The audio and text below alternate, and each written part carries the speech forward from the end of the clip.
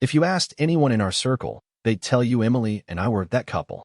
The ones who brought matching flannel to camping trips, never missed each other's birthdays, and still held hands at the grocery store like we were teenagers. The truth? That picture was taken 5 years ago and hasn't been updated since. I'm Mark Haynes, 38, from Madison, Wisconsin. I do systems integration work for mid-sized manufacturing plants, not glamorous, but it pays the bills and keeps me out of meetings with guys named Chad, who wear vests indoors.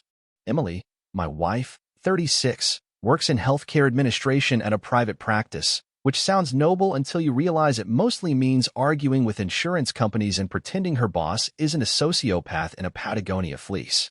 We met 12 years ago at a work mixer neither of us wanted to attend. She was wearing these hideous pumpkin orange heels that she later claimed were avant-garde.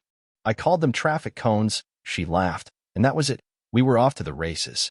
Marriage followed 4 years later, a modest house 2 years after that, and now here we are, sharing a life, bills, and 2 very different morning routines. Now, on paper, we're fine. We're stable. But if you paid attention, I mean really paid attention, you'd spot the cracks. Like how Emily doesn't kiss me goodbye anymore, just mumbles "drive safe" while scrolling through her phone. Or how she used to hum when she was doing dishes and now there's just silence. These aren't red flags. They're beige flags. The kind you can ignore until they form a parade. Lately, Emily's been working late more often. Not in a scandalous, caught her in stilettos at 11 p.m. kind of way, more like dry, bureaucratic excuses involving vendor audits and compliance meetings that sound fake even when they're real. And then there's her weird new interest in playing Wordle on her laptop in the laundry room. Who voluntarily folds socks next to the furnace while guessing 5-letter words at 10 p.m. Nobody I've ever met. We're still intimate, but it's scheduled. Like dental appointments. Spontaneity left the building sometime in 2022 and took the dog with it. I brought up counseling once. She smiled like I'd offered to take us to a couple's axe-throwing retreat. We're fine, she said, the way someone says it's just a scratch when their bumper's hanging off. I didn't push it. Maybe I should have. But instead, I tried something different, paying attention. I stopped being the guy who shrugs things off.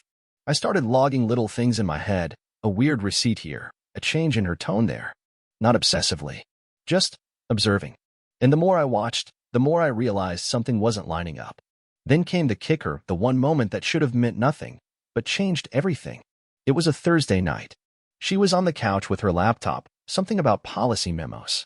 I walked behind her, heading to the kitchen, and I saw her screen for half a second. No big deal, right? Except her screen wasn't a memo. It was a spreadsheet. A personal one. And the column header said, name, date, city, expense. Normal people don't track expenses by city for friends. And Emily? She's the type who doesn't even use Excel for taxes. I said nothing. Kept walking. Heated my leftover chili, sat down next to her, and asked how her day was. She said, busy, you know. Just nonstop. And I nodded. Like a man who hadn't just seen his wife's second life in cell format. I didn't confront her. Not yet. That's not my style. I grew up in a family where nobody said what they meant until someone died. But from that moment on, I knew 2 things. 1, she was hiding something. And 2, I was going to find out what it was without tipping her off. You want to know how this ends?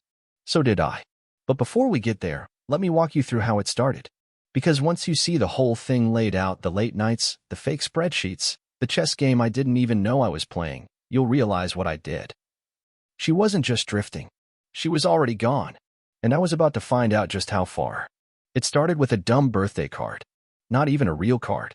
One of those cheesy, pastel-colored things printed by some HR intern who probably minored in vibes and now ran the office morale board. It was addressed to me, "Happy birthday, Mark." Party popper, and slid into my office mailbox at work like it was supposed to mean something. Normally, I'd trash it without reading, but I was in a weird mood that morning, and the break room coffee tasted like punishment. So I sat down and flipped it open just to waste 5 seconds. And that's when I saw it. The signature. Warmest wishes to the funniest husband of all time, M. Not Emily. Just M. In Sharpie. In her handwriting. The problem? Emily had never sent anything to my office before. She thought office birthday stuff was lame, and she definitely didn't know where my company kept internal mail. Not unless she suddenly became best friends with someone in facilities. Or unless someone she knew worked there. I stared at the card like it had just coughed. That night, I brought it home and set it on the kitchen counter like a casual afterthought. I waited to see her face. She walked in from her late shift, purse swinging, looking just a little too refreshed for someone allegedly buried in back-end reporting. She glanced at the card, then poured herself a LaCroix. "You see this?" I said, tapping the card. "Oh, yeah," she said, barely looking. "Cute. Cute." I repeated. "You didn't send it?" She laughed. "Why would I?" "Exactly. The thing is, I wasn't even mad. I was curious. Like when you hear a weird clicking sound in your car engine and you turn down the radio just to make sure it's not your imagination. So I started poking around. Nothing crazy. Just little things. One morning, I asked, "Hey, don't you know that girl, Alyssa, who used to work admin at your office? Didn't her boyfriend work near my building?" Emily blinked. "Alyssa? Oh, she moved to Denver." "Right. Convenient." The next piece fell into place by pure accident. My company was onboarding a new cloud service vendor, and as part of that process, we got a list of user permissions from the previous platform printed, of all things, for security auditing. I was flipping through a stack of these reports at work when a familiar name caught my eye in the inactive users column. Emily. My Emily. Email domain from her clinic, but logging into a non-public facing vendor system tied to our HR department. 6 months ago. Now let me be clear, this wasn't stalking. This wasn't me digging through her stuff or going full tin hat. This was literally part of a routine audit. But once I saw that, I stopped brushing off my gut. A week later, I faked a reason to talk to one of our IT security guys, Brent, 29, walks like he's got too many keys and not enough time. I said something about random user logins from external vendors, and he went off on a tangent about how messy third-party access was. I asked, "Do we log badge-ins from visitors when they come on site?" "Yeah," he said. "We scan everyone now, even temp visitors or consultants." Bingo. So I went down the rabbit hole. Told Brent I needed a sample for testing, pulled 2 weeks of non-employee badge logs from the guest check-in system and dumped it into a spreadsheet. I sorted by reason for visit and scanned for anything that didn't look right. And there it was, 3 lines down. Emily Haynes, guest of Thomas Kerwin, vendor strategy, 2:05 p.m., conference room B. Once. Then again the next week. Then again. 4 times in 7 weeks. Always during lunch hours. Always listed as guest. And this Thomas Kerwin, a mid-level procurement analyst, was the kind of guy who wore tight pants with no irony and hosted poker nights where nobody actually played poker. I didn't confront Emily. I didn't go full jealous husband or create a scene. No, I played along. The next day, I brought up Thomas casually over dinner. "Saw your friend Tom at the building today," I said, sipping water. "From the clinic, right? The one in vendor strategy?" She paused for half a beat. "Oh, that Tom. Yeah, he's, not from the clinic. I think he used to do consulting or something." "Interesting." She didn't know I knew. The nail in the coffin came during a random compliance workshop we were all forced to attend, some ethics and purchasing nonsense with a catered tray of sandwiches and an awkward HR rep named Maureen. During a break, I walked over to the attendance clipboard and just for kicks, checked the previous months. There she was. Emily Haynes. Not once. Twice. Signed in, sitting through my company's boring, internal policy reviews for a job she didn't have, in a department she didn't belong to. I took a breath. This was it. She wasn't just lying about working late. She was showing up to my workplace. To see someone else. On my turf. I didn't confront her that night, either. I played it like nothing was wrong. We watched a rerun of Frasier, shared a frozen pizza, laughed at the dog videos on her Instagram feed. But something inside me had shifted. My stomach didn't churn. My fists didn't clench. I felt clarity. Because this wasn't just infidelity. This was trespassing. A kind of arrogant, intimate betrayal that didn't even try to hide. She didn't cheat in secret. She came to my office. She smiled at my coworkers. She used my badge system. And the best part? I knew exactly what to do next. The best part about planning a confrontation is the waiting. You start to notice things. You stop reacting and start observing. You go from being the sucker in the story to the director behind the camera. Emily had no idea the final scene was coming. She was still playing her part, the tired but noble healthcare worker, the stressed wife who didn't have time for nonsense, the woman too busy battling admin fires to deal with her oversensitive husband. She didn't know I had the script. And I was rewriting the ending. I didn't go the Hollywood route. No public scenes. No shouting. No dramatic pauses or flip tables. I had something better. A quarterly dinner party. Our neighborhood has this thing, rotating hosts. Wine everyone pretends to understand. Polite conversation about mortgages and lawn fertilizer. Emily loved it. These parties let her shine. She could talk policy and budgets and gossip with the wives while the husbands gathered around the grill and lied about their cholesterol numbers.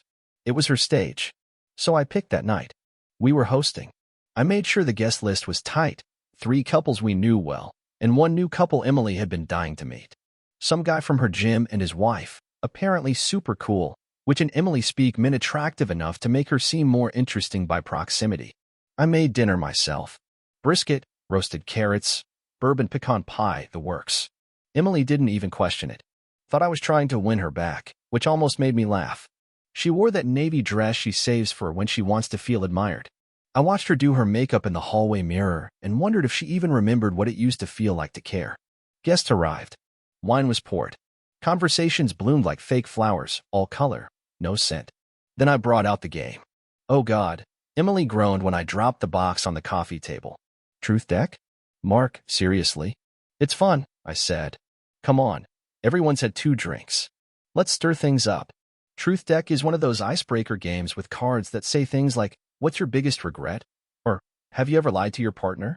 It's supposed to be lighthearted, but I'd gone through the deck earlier that week and customized a few of the cards. Not fakes. Just upgrades.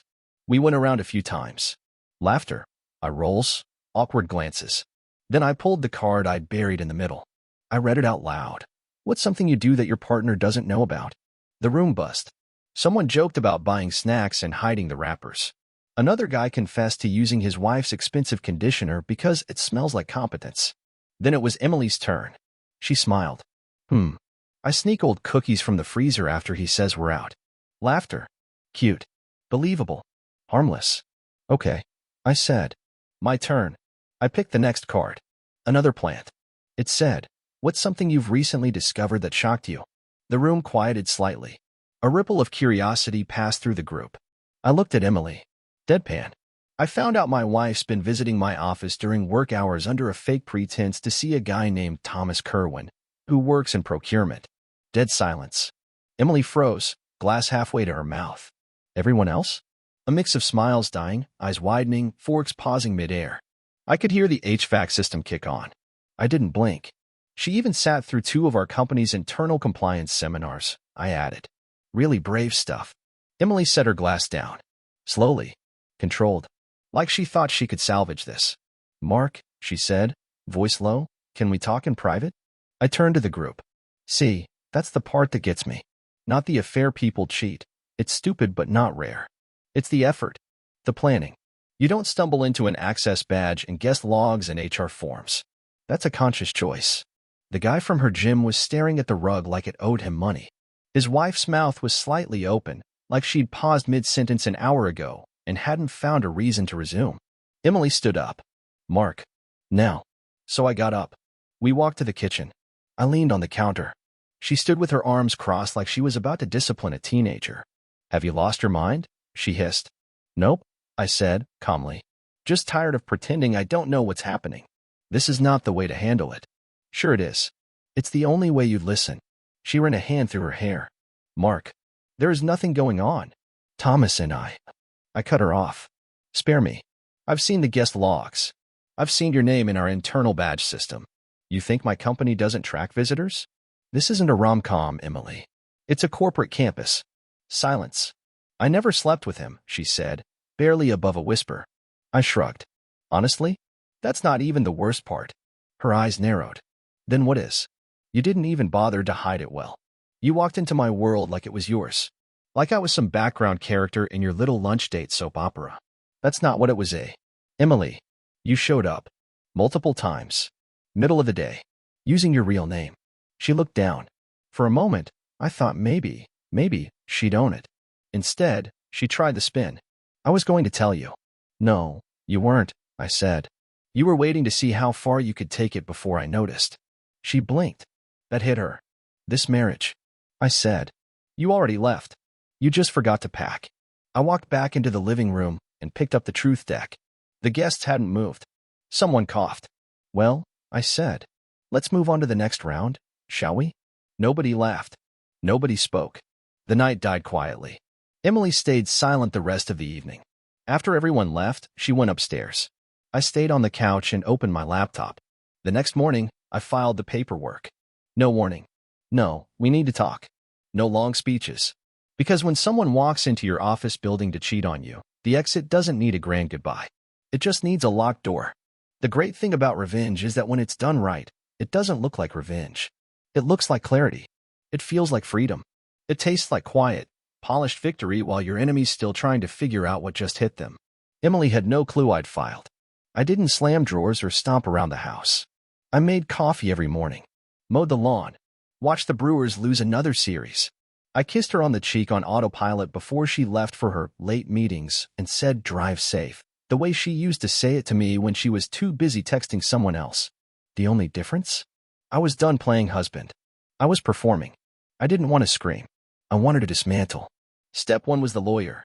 I hired someone so polished she made courtroom clerks stutter, Jacqueline Miller, formerly of Skadden, who left to open her own firm after realizing she hated defending men in suits who called their assistants honey. She reviewed everything I'd gathered, logs, vendor guest sheets, seminar registrations, the birthday card, and gave a slow, impressed nod.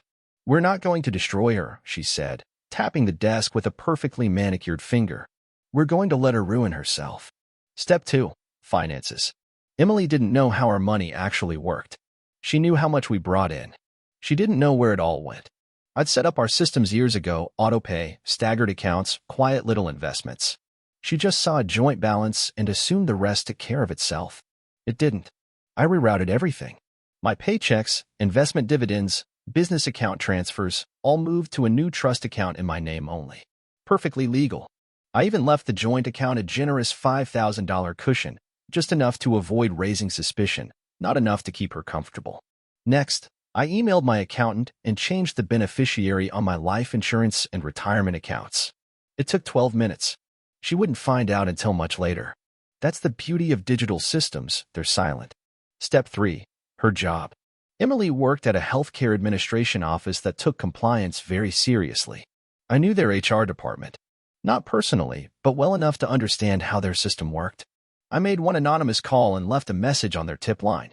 "Concerned third party," I said. "Potential conflict of interest involving one of your administrators and a vendor representative." I didn't need them to fire her, just to shake the snow globe.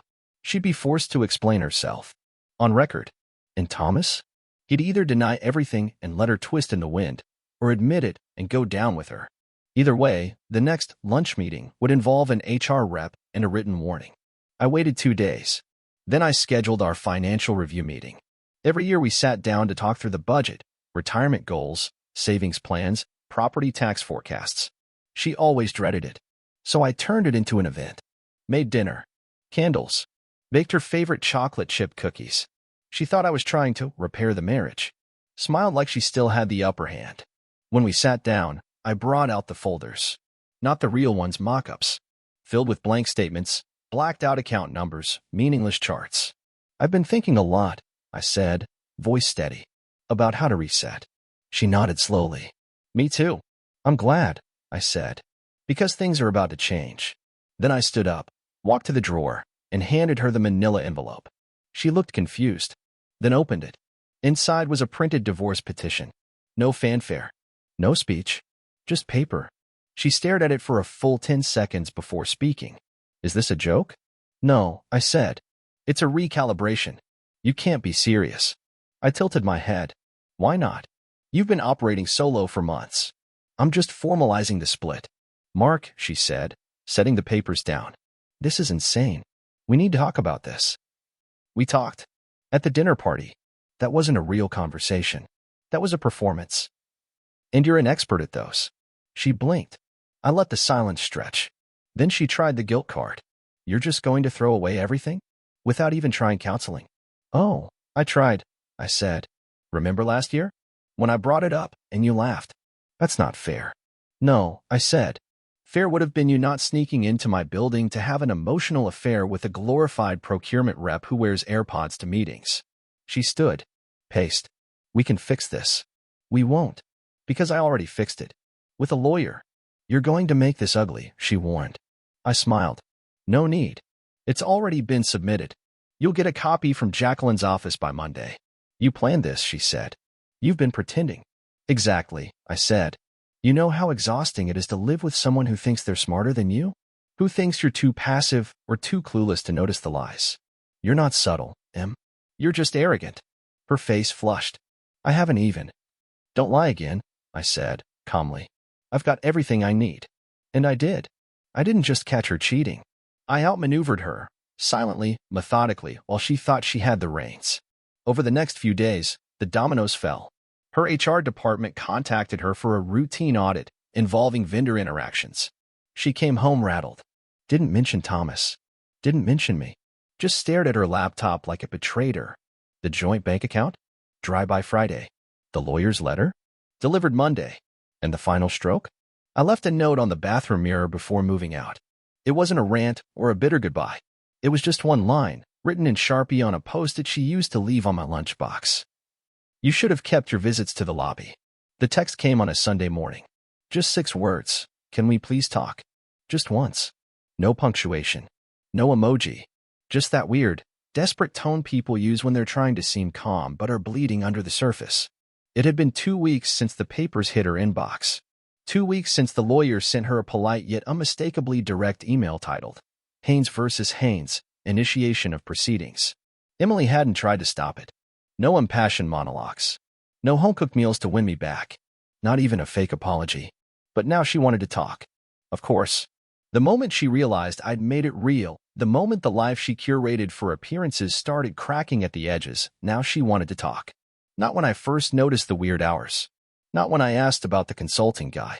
Not when I gave her a chance to come clean. Multiple times, like a fool waiting for decency to show up. Now, I didn't reply. I let her sweat.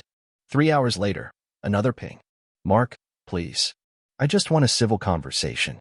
Not to fight. That one made me laugh. She'd spent the last year acting like I was a background character in her solo drama. Now she wanted civility? But I wasn't petty. I wasn't going to block her or ghost her like she deserved. I was going to let her have that one final talk. The kind she thought she controlled. Except this time, I'd be writing the script. I told her to meet me at the lake. We had a bench there.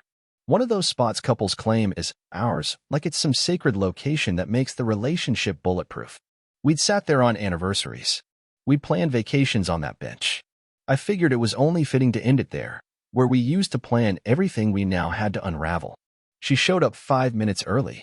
I was already seated, watching the water do nothing. Emily wore what I call her fix-it outfit. Nice jeans, clean blouse, light makeup, not date night level, but just polished enough to scream, I care. I'm trying. It was like watching a politician do damage control. She didn't say anything at first. Just sat down, folding her hands in her lap like a child about to confess. I wasn't sure you'd come, she said. I'm not here for you, I replied. She nodded. Took a breath. I read everything, she said quietly. The letter. The filing. The trust account changes. Everything. Good. Saves us time. Another pause. She was waiting for me to offer something, a smile, a window of kindness, even a flicker of old softness. I gave her nothing. She looked down at her hands. You've always been methodical. I just didn't think you'd be cold. I looked at her. I spent a year being warm to someone who had already left the room. Emily looked like she might cry. But no tears came. Not yet. I didn't sleep with him, she whispered. You should know that. I smirked. Right. Because emotional betrayal is just a diet version of real betrayal. It wasn't like that. Then what was it like? She shook her head. I felt invisible. There it was. The excuse. The playbook. Page 1 of the cheater's handbook. I felt unseen. I felt neglected. I felt something missing. As if those feelings came with a bill-in permission slip. You felt invisible, I repeated, while sneaking into my workplace. Using your real name. Sitting through policy briefings just to be near him. That's not invisible, Emily. That's committed espionage. She had no comeback for that. I never planned for it to happen, she said eventually. You planned your guest passes. You planned the time of day. You planned to be on site during his lunch hour. That's not fair. No, I said. What's not fair is that I spent 12 years building a life with you, and you turned it into a stage for your little emotional side project. She blinked at the word project. I continued, calm as ever. You don't get to come here now and suddenly rebrand what happened. You made choices. Calculated ones. And you never thought I'd notice. Emily stared at the lake. Her face finally softened, not in sorrow, but in defeat. Mark. I know I messed up. I know I lost you. But I don't want you to hate me. Hate takes effort. I've stopped investing in you. Silence stretched between us. I never wanted it to end like this, she murmured. Yeah, I said. How did you picture it ending? You'd keep slipping out during your lunch breaks, and I'd just stay home buying groceries and fixing the water heater like an idiot? You'd drift into someone else's world and come home to mine like there were two TV channels you could flip between. She looked like she might finally cry. She didn't. Because even now, Emily was holding on to control. I'm sorry, she whispered. I am. I just wish we could. Rewind. You don't get to rewind, I said. You pressed fast forward the second you walked into my building with another man's name on your lips. She looked at me then, really looked, and I saw it. The realization that this wasn't just a tantrum or a bluff. That I wasn't playing chess. I'd already won. I'm going to be alone, she said quietly. Aren't I? I didn't answer. I stood up. Looked out over the water one last time. Mark, she said, her voice sharp, desperate now. Is this really how it ends? I turned back to her. No. This is how it ends for you. Then I walked away. No hug. No handshake. No looking back. Because when you finally walk out of the lie someone built around you, you don't owe them a second glance. The thing no one tells you about starting over is how stupidly quiet it is. No dramatic music swells, no montage of lifting weights and repainting walls while some raspy-voiced pop singer narrates your growth. It's just you, a box of things you forgot you owned, and the sound of the fridge humming at 2 in the morning because you can't sleep in a bed that used to have someone else's perfume embedded in the pillowcases. But that's what it was. I moved out 2 days after the late conversation. Didn't tell her when or where. Left behind a curated selection of furniture so she could pretend to still have a home and not just an empty echo chamber of bad decisions. I took what mattered. My tools, my clothes, my grandfather's watch, and the record player she never liked because vinyl sounds scratchy. She cried when she saw the moving truck outside. Tried to talk. I didn't open the door. Let her talk to the mailbox instead. I got a small 2-bedroom place outside of Fitchburg, nothing flashy. Good light, quiet neighbors, and a second room I called the room where nothing happens because I couldn't stand the word guest. I didn't furnish it. Still haven't. At work, people whispered for a while. That's the part nobody prepares you for, the quiet shock of discovering how fast people can go from coworkers to commentators. I became the "did you hear about Mark?" guy. That his wife cheated on him at his own company guy. Like I was a subplot on a sitcom nobody really watched but everyone loved to summarize. Thomas Kerwin got transferred. HR called it a strategic departmental shift. Translation, the guy got smoked, but they needed to make it look gentle for legal. I didn't gloat. Didn't smile when his name disappeared from the employee portal. But I'd be lying if I said I didn't feel a quiet kind of justice watching the office gossip machine turn on him for once. Emily, for her part, tried to play the long game. Texted me about loose ends, tried to talk settlement terms directly even though she knew my lawyer would block that faster than a bot account. Sent me a long email once, no subject line, just a wall of words about how she was in therapy now, how she realized she had a lot to unpack, and how she hoped someday we could talk without pain. I replied with one sentence. Pain isn't the issue, Emily. Disinterest is. After that, she stopped trying. The divorce finalized 6 weeks after filing. Quick, clean, professional. No alimony. She waived it once she realized she didn't want her finances dissected under oath. I gave her the house. Let her keep the furniture, the car, even the espresso machine I bought on a whim and hated using. I didn't care about the stuff. I cared about air, space, silence. For the first time in years, I could hear myself think. And yeah, the thoughts weren't always fun. The first month was rough. I woke up disoriented most mornings, convinced I'd forgotten to do something, text her, pick up groceries, respond to one of her fake, "What should we do about dinner?" messages. It was like detoxing from a routine I didn't realize had been poisoning me. But eventually, something shifted. It wasn't some grand epiphany. It was dumb stuff. I went to the store and bought whatever cereal I actually liked. I replaced the rug she picked with one I found at a flea market for $30. I started running again. Early mornings, headphones in, no pace goals, just movement. And I stopped asking myself the most toxic question of all. What did I miss? Because the truth is, I didn't miss anything. I saw it all. I just kept choosing her anyway. The mistake wasn't being blind. It was being generous with someone who was strategic. That was the lesson. People don't slip into betrayal. They map it. They build it like a side project and hide it behind tired and just stressed until one day you find your dignity in a guest log. I got a text from one of Emily's friends a few weeks ago, Carla, the one who used to invite us to double dates and now pretends she has no opinion on anything. It was vague and unnecessary. Just so you know, she's not doing great. I didn't reply. Because here's the thing no one says, you don't need closure when you have documentation. I didn't need her to tell me she was sorry. I had timestamps. I had logins. I had badge records. And more than that, I had the truth. Not the romantic version. The hard, cold one. The kind you file in court and sleep better knowing. I saw Emily once after it was all done. At a coffee shop, by accident. She was wearing gym clothes, probably on her way to a class she hoped would change her life. She looked smaller somehow. Not physically. Just diminished. Like her aura had deflated. She didn't say anything. Just nodded. And I nodded back. Not with anger. Not with sympathy. Just recognition. Like seeing an ex-colleague on a train. Someone you used to trust with everything until one day you realized they were the reason your back hurt. And then I walked out. Left my coffee half full on the table and didn't look back. Because some stories don't need a second draft. They just need an ending. And mine? Mine ended the second she stopped being someone I could trust and became a visitor at my job. I'm not rebuilding from scratch. I'm not discovering the new me. I'm just waking up every day, knowing I don't live in someone else's lie anymore. And that's freedom. Subscribe to the channel